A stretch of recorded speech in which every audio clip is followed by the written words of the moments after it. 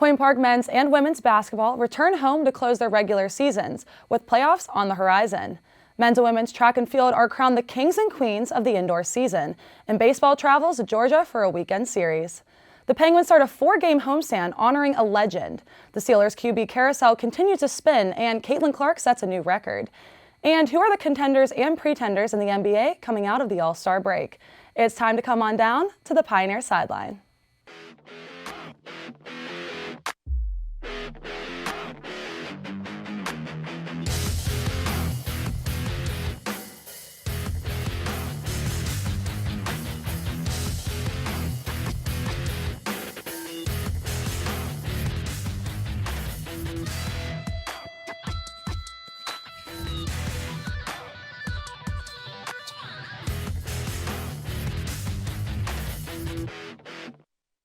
Hello everyone, and welcome back to Pioneer Sideline. I'm your host, Natalia Hillen. This past weekend, the Point Park University men's and women's basketball teams traveled to Kentucky for an RSC matchup against Alice Lloyd. Starting with the men's team, the number 17 ranked basketball team took the win back home to Pittsburgh 82-74. In the back-and-forth matchup, Point Park led the first half by 12 points, in the second half trailed by 11, and ended up winning by 8 points. Key game leaders were Jalen Stamps with 17 points and 6 assists, Joe Valerie with 17 points and 14 rebounds, Jag Jawar with 15 points, and Jordan Stowe with 12 points and 8 rebounds. Point Park played without key starter Jameson Smith. Other big performances off the bench were Nazareth Fisher with 12 points and 14 rebounds in just 18 minutes, and Nate Van with 7 points and 11 boards. With 2 minutes left in the game, Point Park was holding on 75-70. A defensive stop followed by a bucket from Stamps helped gain control for PPU. Point Park put the game away at the free throw line, making 5 of 6 attempts. The final score was 82-74. Also, congratulations to Joe Valerie on being on the Bevo Francis Award Top 50 watch list. This was announced by Small College Basketball on February 15th. We are all so proud of you, Joe. Congratulations and good luck this week. Going into this week, the Pioneers are 24-2 overall and 13-2 in the River States Conference. Switching gears over to the Point Park women's basketball team, as they also had a matchup in Kentucky against Alice Lloyd. The Pioneers took an unfortunate loss in overtime of 73-77.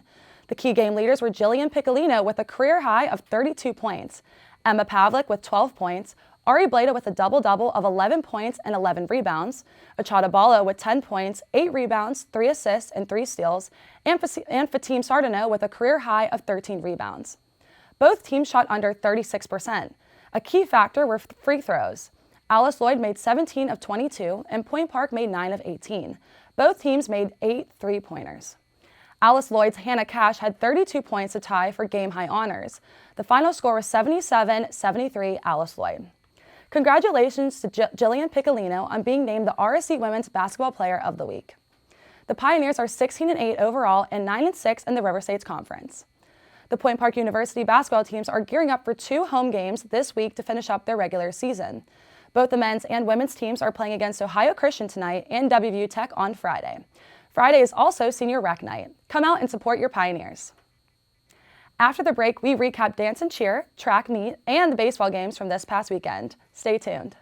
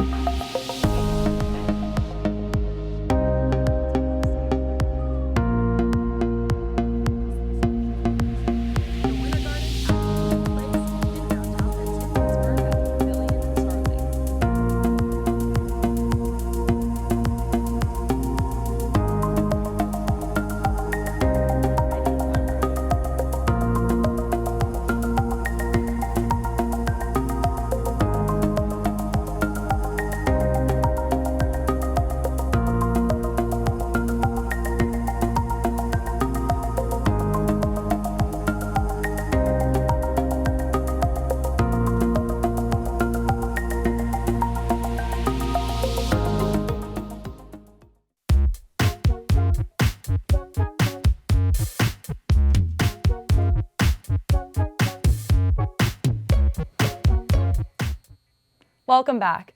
The Point Park University cheer and dance team had a busy weekend as they competed at home and traveled to Virginia. The Point Park dance team competed at the NAIA virtual duel against Our Lady of the Lake. First at 5:30 on Friday, placing second with a score of 60. The cheer team followed shortly after at 6:30, placing first against their competitor with a score of 64.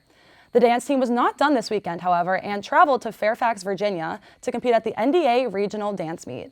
This time, the team competed their two numbers, Palm and Team Performance, placing first in the Palm with a score of 88 and first in their Team Performance with a score of 84.5.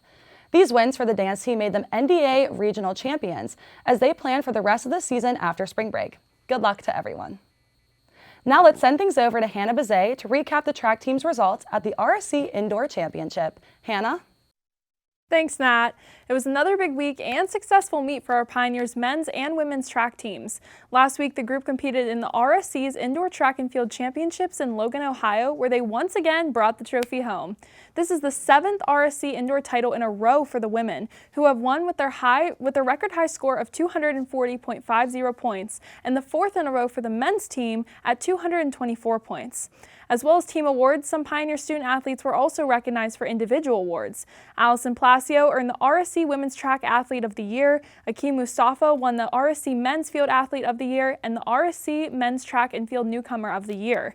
Diamond Rush was named the RSC Women's Track and Field Newcomer of the Year, and Tim Kramer was selected as the RSC's Men's and Women's Track Coach of the Year. Now, let's break down the meet, kicking things off with our men's team. In the men's high jump, Mustafa brought home first place, with Collins Eze taking fourth for a combined 15 points to be contributed towards the team's score. In shot put, both Siobhan Fletcher and David Atram placed in the top 10, getting 5th and 9th respectfully. Point Park dominated in the long jump, with 3 of our Pioneers making it into the top 10. Once again, Mustafa got first, followed by Eze in second and Maxwell Good in 5th. In the weight throw, Fletcher was Point Park's highest score in second place, and in the triple jump, Eze showed out, bringing home first with Mustafa on his heels in second and Xavier Tolliver in 5th. In the running events, the 4x800 relay consisting of Toby Wright, Wesley Trowler, Andy Shuck, and Elijah James took home 3rd place. Yannick Windoband scored 2nd in the men's mile, followed by Ramiro Alunke in 5th, and the Pioneers made a huge splash in the 60-meter hurdles, with Kanye Mills bringing home 1st, followed by Demir Lomax, Dorian Boatswain, and Gavin Glass. Competing in the 600 meters, Elijah James took 1st, followed by Wright in 6th. Now moving on to our women's team. In the 1 mile, Allison Palacio came out on top, followed by Olivia Hare in 4th and Cassandra O'Connor in 5th. Palacio also took home 1st in the women's 3,000 meter run with her time of 10 minutes and 42.96 seconds. In the 60-meter hurdle, Sideline's own Natalia Hillen took home 1st, and freshman Emma Romer came in 2nd. Maya Greshner won 1st in the 400-meter dash, followed by Diamond Rush in 2nd and Hillen in 4th. Rush also had the highest score for the Pioneers in the 60-meter dash in 2nd place. Finally, the Pioneer ladies 4x400 relay consisting of Hillen, Hannah Bond, Greshner, and Rush came in 1st, contributing 10 points to their team's score. We are so proud of our Pioneers for all of their accomplishments and for continuing to bring the hardware home year after year. The team has a little break before heading to UNC Charlotte to compete in the 49er Classic on March 15th, and we will be right back here to tell you all about it. Now let's send things over to Matt for a recap on baseball team's weekend in Georgia. Matt? Thanks, Hannah. The Pioneers baseball team traveled to Georgia to play 3 games against 2 different opponents. The first game of 3 would be against the Gwinnett Grizzlies, also known as the number 2 ranked team in the country. The first inning started with and ended with a scoreless game, but the second inning got the game going quick, in favor of the Grizzlies. They went on to score 4 unanswered runs in the second inning alone. Gwinnett would then hit a solo shot to score their 5th run of the game, while the Pioneers would stay scoreless. In the 6th inning, the Grizzlies would score 5 more runs to eventually win this 7-inning game, 10-0. This would be the first loss of the ranked number 20 team in the nation. The Pioneers would get a chance at redemption in the next game, this one being against Toccoa Falls. The Pioneers would be on the dominant side of the second inning as a bases-loaded walk by Christian Taveras would bring in the first run of the game. Omar Murillo would draw a walk on the next at-bat to bring in another run for the Pioneers. Isaac Santana would be up to the plate and hit a single down the right field line for 2 RBIs, and a fielding error would bring in a 3rd run at this at-bat. The pitching struggles would continue for Toccoa as a wild pitch would bring Santana in for the team's 6th run of the game. Keep in mind it's still the second inning. Same inning, same performance as Cole Wada would hit a 2 RBI single for an 8-run inning. Jared Campbell would step up to the plate in the 3rd inning and get himself a 2 RBI single to right center. The fourth inning would be the last of the scoring for the Pioneers, but the Pioneers still scored 3 more runs with an RBI single from Murillo and a 2 RBI double by Isaac Santana. The third and final game of the Georgia road trip would once again be against Gwinnett. Gwinnett would strike first again, this being in the first inning from a solo shot from O'Sabin. The Grizzlies would hit another solo shot, this being in the second inning, hit by Quelch. The Pioneers refused to go down the same way they did in their previous matchup with the Grizzlies, and they showed that by putting up 2 runs of their own. The first run for the Pioneers would be a solo shot in the third inning by Jordan Campbell. In that same inning, Jared Campbell would hit an RBI single to third base to give 2 RBIs for the Campbell twins. A 2-2 score, however, the excitement quickly dialed down, as the Grizzlies would go out and score 8 runs in the bottom of the third. Pioneers get 2 to tie, Grizzlies get 8 to answer, and they never looked back. A 2-run shot from Jared Campbell in the 7th inning put the Pioneers down 4-12, but that would be the last of their runs. The game would end 15-4, and the nationally ranked battle between Gwinnett and Point Park would end in favor of the Grizzlies. These losses would be the first 2 of the season for Point Park, and they look to learn from that dominant performance from the number 2 ranked opponent. Point Park will travel to the Florida Sun and play 5 games starting on February 23rd. Back to you, Nat. Thanks, Hannah and Matt. After the break, we hear about the rest of the sports world from this past week. Don't go anywhere.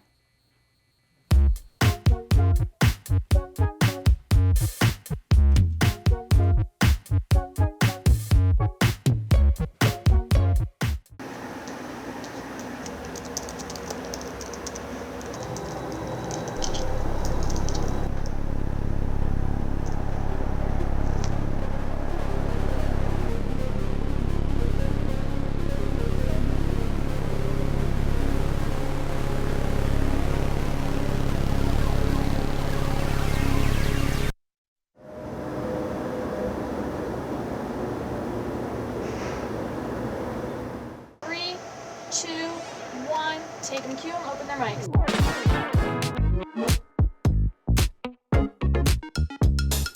Today marked the 1-year anniversary of the Pittsburgh Post-Gazette strike. Point Park University just hosted a campus-wide meeting. Plans for the rapid transit bus line are not set to conclude until 2025.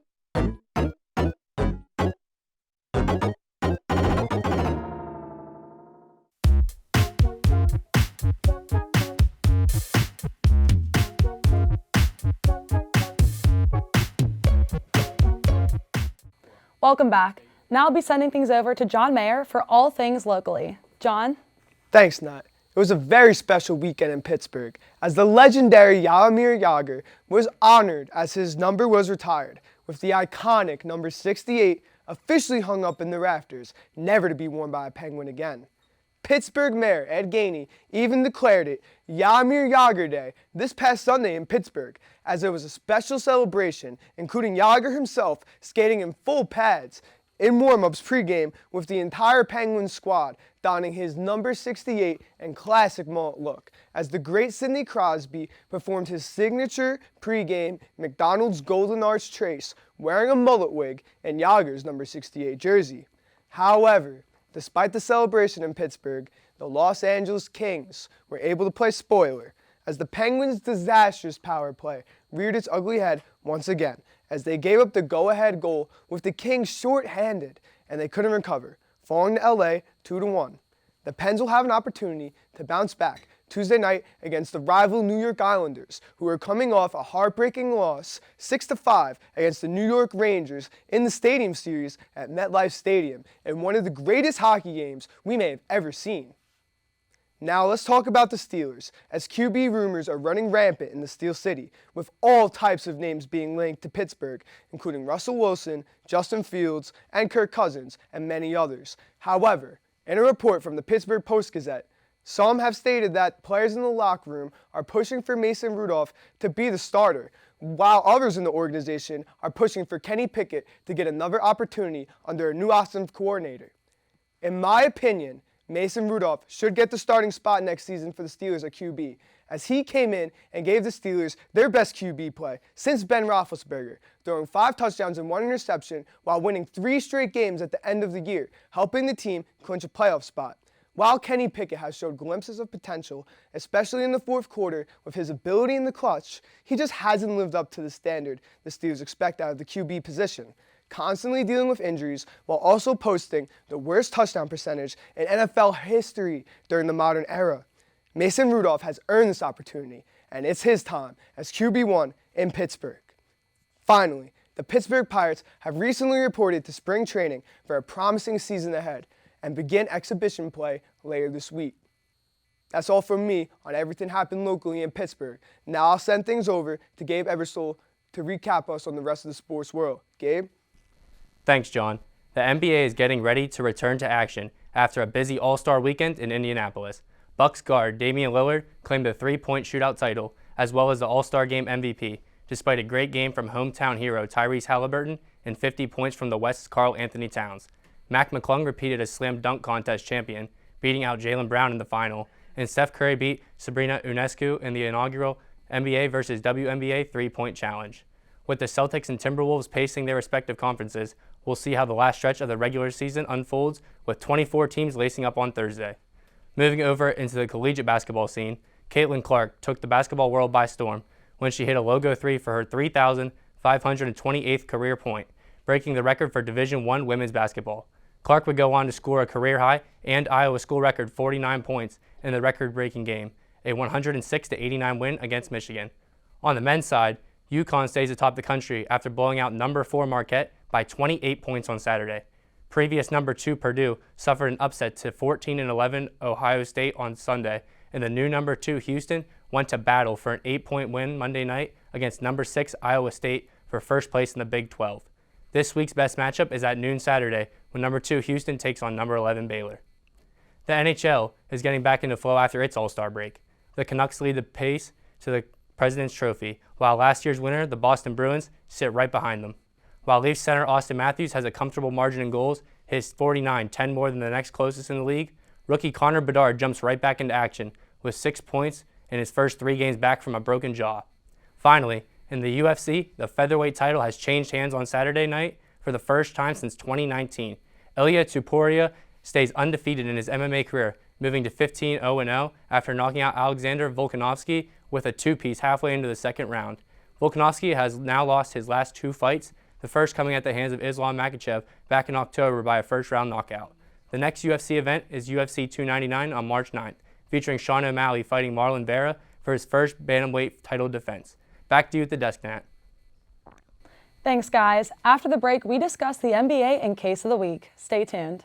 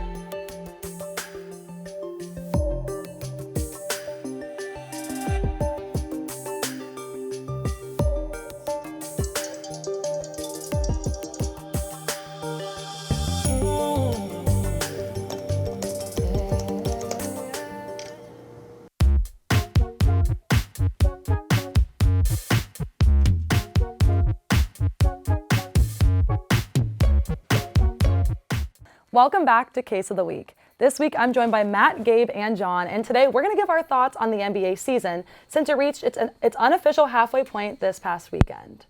So the first question, who are the biggest surprises of the season so far, Matt? The whole Western Conference, to be honest. Like the Thunder, I like their team a lot. 24 years old and Shea's doing all that. 2 seed. Minnesota got bounced first round last year. Probably should have won that series last year, to be honest. Very disappointing output. But like, in fairness, Minnesota is one of those teams that I think have the roster to win. They just need all those guys to like step up, and they have like Anthony Edwards playing at like that MVP potential level that he can play at. I would say the whole Western Conference, to be honest. The Lakers and the Warriors are like play-in teams right now. The 6 seeds, the Pelicans. Like, The whole Western Conference is a toss-up. And for the East, I'm going to say my Cavs, too. Like, I did not expect them to be a 2 seed. They lost Garland and Mobley, and they ended up just randomly stepping up. Sam Morril, some random, stepped up off the bench and just started scoring 20 in multiple consecutive games. That team, roster-wise, should not be a 2 seed, and they've been popping off like it. That's pretty good. Teams I want to touch on in the East, I would say the Magic have been having a pretty good stretch this year. There was a stretch where they were the 2 seed.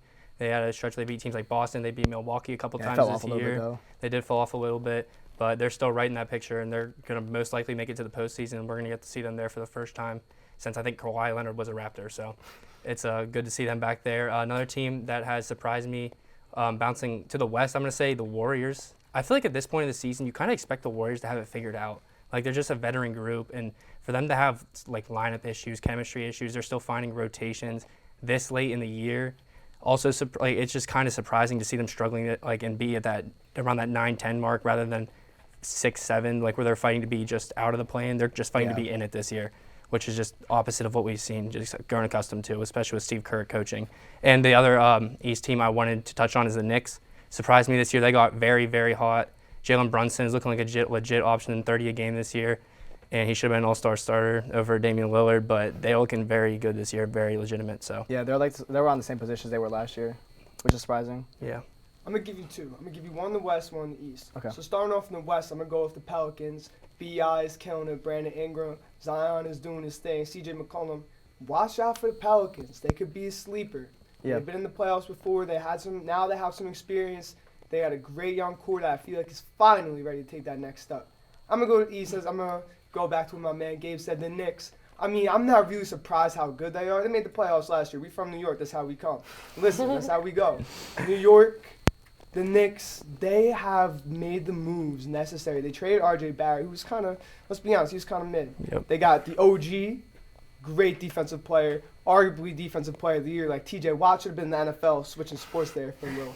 But the OG, Brunson, Julius Randle, another deadline deal with Burks and Bogdanovich. Yeah. Like, come on. Like, as the great Stephen A. would say, orange and blue skies. Orange and blue skies. Give me the Knicks. Give me the Knicks. I feel like they could, a Knicks-Pelicans NBA final could be, could be in the future. It is possible, yeah, Okay. of course. Yeah. All right, next question. Who is the team that is going to fade as the second half begins? We're going to start with Gabe for this one. That is a great question, and I hate to say this, but my gut instinct is the Thunder, and they're my team. I feel like they're going to fade, and the reason why is they're lacking experience, and that just seems to be like there just seems to be something missing. Like, it seems like they're almost prematurely good, and it just seems like they're going to fade this second half. And if they got past the second round, even as a 2 seed, I would be surprised. Just because you look at the teams in the West, you got even in a playoff series against the Lakers, I'm hesitant to pick the Thunder just because you got veterans on that Lakers team like LeBron and AD. Like, it's hard to pick against those guys. And because of that, I could see the Thunder being the team that fades in the second half of the year. They have Shea playing great. They have great shooting this year, but if their shooting goes into playoffs, they're going to be in a lot of trouble, and I can see that happening. John? I got 2 in the West, kind of like in the same category. I'm going to go with the Lakers and the Warriors. I feel like they've been in the playoff mix these past couple of years. It's a different era. They old. Like, now they've started off horrible, and I just don't feel like the Lakers and the Warriors are young enough to rally down the stretch to make some playoff noise. And then going to the East, I'm going to have to go with the Cavs. I feel like Cleveland, they just don't do well in the playoffs and, like, down the stretch. So give me Cleveland. I don't see Cleveland doing well. Mm-hmm. Matt? I hate what John just said about the Cavs, but I honestly could see it. I'm going to say I honestly could see it because their roster doesn't feel like a championship team, but they have all these young guys stepping up. The team I think is going to fade out, and I don't want to say this at all. I think it's actually going to be Milwaukee, and I don't know why I say this. I know that they've won a finals recently, but the problem with Milwaukee is they're just so inconsistent. You could see them lose by 40, and then the next game they'll win by 40. They just haven't found that good balance yet of being able to dominate. They just lost in the first round last year to the 8-seeded Heat. Granted, Giannis did get hurt in that series, but we see how they're so vulnerable to lose games. Even though we know that the roster is good enough, Chris Middleton, Giannis, and Drew Holiday, we know that roster is good enough, but they somehow always manage to fall off at the worst time, and that's just my one team that I could see falling off. In the West, that's anyone's game up in there, to be honest. Yeah. So what do you want to say about John's? Oh, the Cavs.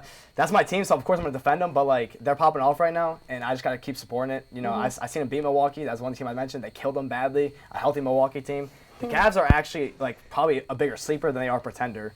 But Yeah, we'll see what happens. I got to tell you, I think the Knicks are going to lose in the first round. So.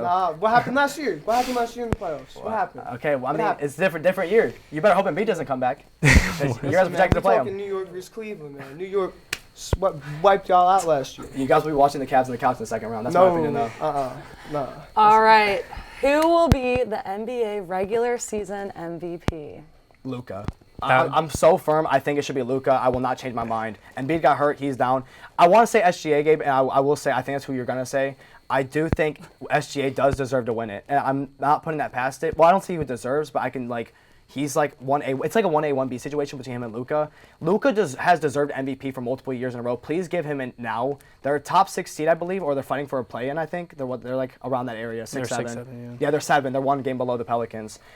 And it's because of him. This guy's putting up 30-plus points a game, almost a triple-double, and his defense is kind of a liability, but that's just today's NBA with these stars.